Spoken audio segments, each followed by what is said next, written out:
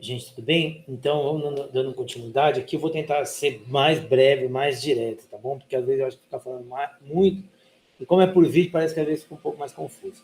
Então, vamos pensar nas características intrínsecas. Intrínseco é aquilo que é do alimento, que é próprio dele. E extrínseco é aquilo que é do meio. Tá? Então, assim, comparando as duas primeiras linhas, pH e temperatura.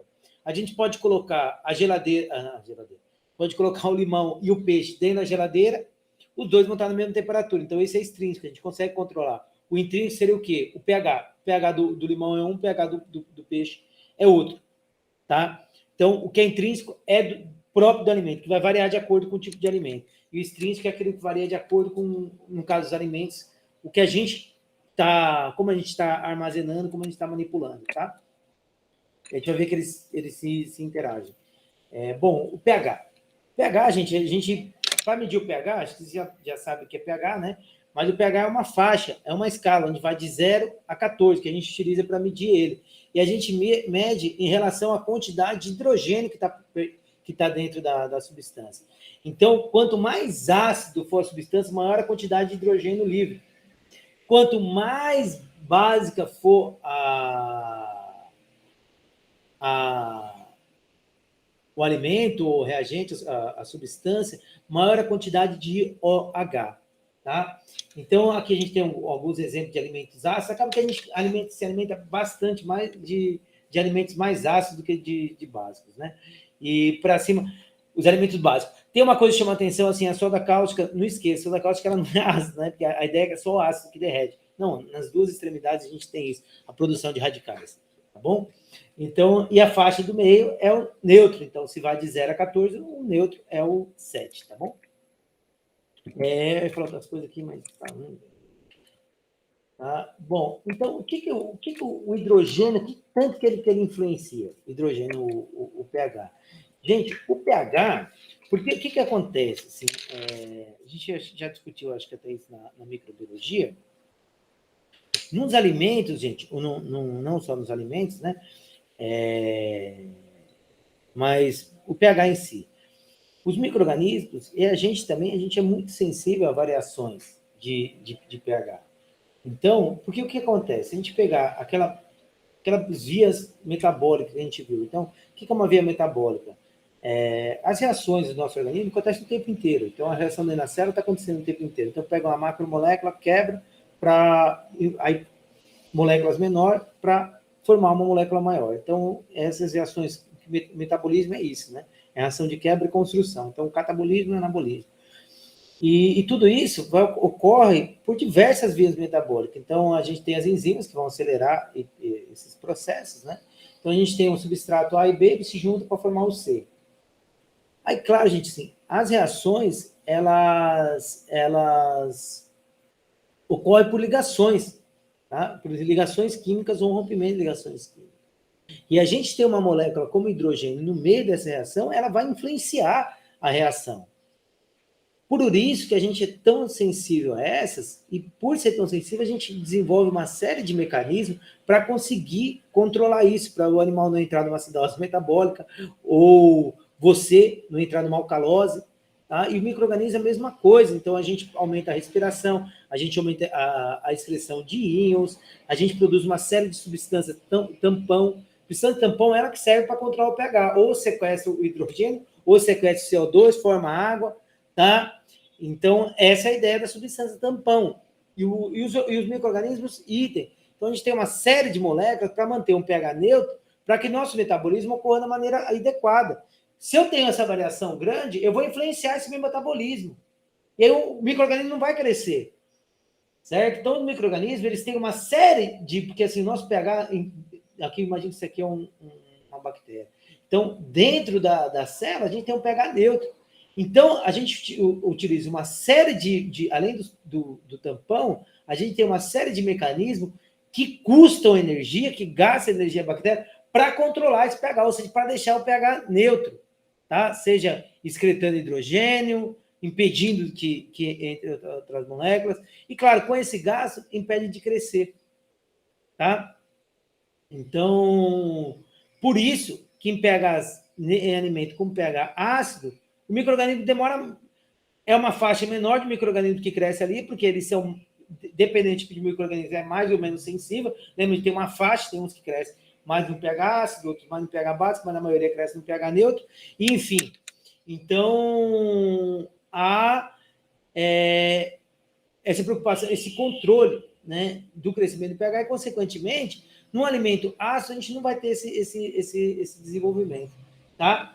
Então, o efeito do pH é dependente, né, do tipo de ácido presente do alimento, que a gente tem ácidos fracos, eles são mais fáceis para atravessar a membrana do que os ácidos fortes, porque o ácido forte produzir mais moléculas, né, mais hidrogênio, eles têm uma dificuldade maior de ultrapassar a membrana. Também o tipo de nutriente, né, a quantidade de água livre e a temperatura. Mas, em suma, gente, a gente tem o quê? Então, na faixa, a gente tem os micro-organismos que crescem mais pH ácido e mais pH básico.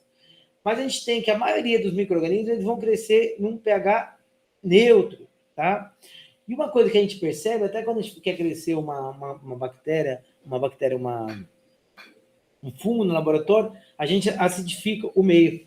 Esse acidificando o meio, a gente seleciona o quê? Micro-organismos fungos para o crescimento, né? E aí você inibe o crescimento de bactérias, você reduz o crescimento. Porque a maioria das bactérias são muito mais sensíveis do que os fungos. Tanto que a gente vê numa fruta, ela é muito mais fácil de ser estragada quando forma aquele véu sobre ela, né, que são os fungos, tá? Bom, então, quanto à resistência à faixa de pH, né, os pHs mais ácidos, os bolores, seguido, a gente tem os bolores que são as hifas, né, os fungos pluricelulares, os fungos unicelulares e a bactéria. Então, no pH ácido, a gente tem o predomínio de crescimento bacteriano em fase de menor tempo de geração. Extremamente ácido, tá? Alimento, um pH maior, alimentos levemente ácidos. Eu já estava me contradizendo até o que eu estava falando. Fico preocupado de não ficar não enrolando, né? Mas mais objetivo. Enfim, deixa eu focar. Vou gravar, é ruim por causa disso. Mas não vou parar de gravar, não vou conversar de novo. Então, enfim, a gente tem essa escala de existência. E, gente, é muito fácil. Se a gente for pensar, se olhar aqui, olha a faixa de acidez dos alimentos. Então, a gente tem o quê? Vai lá, a carne tem um pH 6, a carne bovina, né? E um limão e uma laranja. Quem tem um tempo de prateleira, quem estraga muito mais rápido? A carne ou os cítricos? A carne, não é? Ela vai estragar muito mais rápido. Por quê? Porque ela está mais perto do pH 7. Se a gente for colocar uma carne bovina e um filé de peixe, qual que vai estragar mais rápido? O filé de peixe. Por quê? Porque ele está numa faixa mais neutra. Então, a gente tem uma faixa muito maior de micro-organismos que cresce ali. Tá? E se a gente pegar o que eu estava falando para vocês, então, alimentos muito ácidos, a gente tem um predomínio do quê? De leveduras de bolores. Olha lá, aquele véuzinho que forma em cima das frutas, tá bom? Opa. Além disso, a gente tem uma outra característica dos alimentos, gente, intrínseca, né? É a atividade de água. A atividade de água, gente, quando eu falo de atividade de água, não é só a presença de água, é a presença de água disponível. Aí a presença de água disponível, porque muitas vezes a água vai estar ligada a um sal, algum soluto, alguma coisa. Então, ela não está disponível para o micro-organismo. Por isso que, assim, na carne tem muita água. Só que quando eu salgo ela, eu reduzo a quantidade de água disponível. Por isso que o alimento fica muito mais tempo. Por isso que o pirarucu salgado fica aí, né, um tempão e ele não estraga, né? Demora muito mais. O tempo de prateleira dele é muito maior. Porque a quantidade de água livre é muito menor, porque a água está sequestrada pelo sal. Tá? Então, quando eu falo de atividade de água, eu estou falando de água livre, tá bom? Então, assim, é a molécula de água livre, não é ela ligada. Então, a gente tem a água total, que é o quê? A água ligada em outras moléculas, tá? A molécula ligada, e o que importa para o micro-organismo é a água livre, aquela que não está ligada. É essa que ele consegue utilizar para o seu metabolismo, tá bom? Aí aqui o exemplo que eu tinha falado da água. Então aqui, ó, aqui um átomo de cristal de sal, olha ele se ligando. Então ele se liga nas moléculas de água, ele sequestra a água. Então a água, ela não vai estar livre. E a água também a gente consegue medir, tem um aparelho, vocês vão fazer, acho que é TPOA, vocês vão utilizar esse equipamento, que é para ver a quantidade de água. Então a água livre, ela vai de 0,6 a 1, ou seja, quanto mais perto de 1, maior a quantidade de água livre, tá? E assim, a exemplo do pH, acontece a mesma coisa com a água. As bactérias, elas são muito mais susceptíveis à ausência de água livre do que os fungos. Se você pegar os alimentos, a gente vai mostrar em seguida uma tabela dos alimentos, a gente vai ver o quê? Que as bactérias vão crescer mais naqueles alimentos onde tem maior quantidade de água, diferente dos fungos, dos bolores, que eles são mais resistentes à quantidade de água, a menor quantidade de água livre do que as bactérias, seja por metabolismo, né, da bactéria, mas elas são mais exigentes do que os fungos. Então, e para reduzir a atividade de água é fácil, é adicionar um sal, açúcar, um glicerol, que ele vai se ligar e vai ter menos quantidade de água livre no alimento. Ou, além disso, a gente pode desidratar. Desidratar é tirar a água. Olha aqui os limites que a gente estava falando, tá? O limite de crescimento. Então, a gente tem o quê? As bactérias, elas são muito mais sensíveis. E olha aqui, gente, porque assim, vocês vão vendo que assim, é uma soma de fatores, que é porque vai usando o exemplo, a carne é mais, né, tem um tempo de prateleira menor do que uma fruta. Então, outro exemplo é a quantidade de água. Se a gente pegar a água que tem numa carne para que tem numa farinha, né, é muito do que no cereal, é muito menor. Então, a atividade de água do peixe, da carne, da carne fresca, ela tem uma quantidade muito maior, lembra? O máximo é 1. Então, por isso que a maior quantidade de micro-organismos que vão crescer nesse alimento, tá? Outro fator é de oxedução. De oxedução, gente, ele é importante principalmente para armazenamento. Por quê? Porque, assim, a gente tem uma quantidade muito maior de micro-organismos que crescem na presença de oxigênio, tá? Então, como vocês já devem ter, vocês já viram isso, então são aqueles micro-organismos aeróbicos. E esses micro-organismos, eles também têm um crescimento muito maior do que os micro-organismos que não crescem na presença de oxigênio. Por quê? Porque eles utilizam o oxigênio para sequestrar o elétron que sobra na cadeia transportadora de elétron, tá? E quem não utiliza oxigênio, eles são susceptíveis ao oxigênio. Porque o oxigênio ele vai formando e vai se degradando, ele vai formando espécies reativas de oxigênio, hidroxila, OH, peróxido de hidrogênio e tal. E esses micro-organismos que utilizam oxigênio, eles têm uma série de enzimas que degrada essas espécies de oxigênio. Já os micro-organismos anaeróbicos, além deles crescerem, o ciclo produtivo, eles não utilizam o ciclo de Krebs. Então, eles vão crescer através da fermentação ou da glicólise aeróbica, que produz muito menos ATP. Então, eles têm um metabolismo muito, muito mais lento. Tá?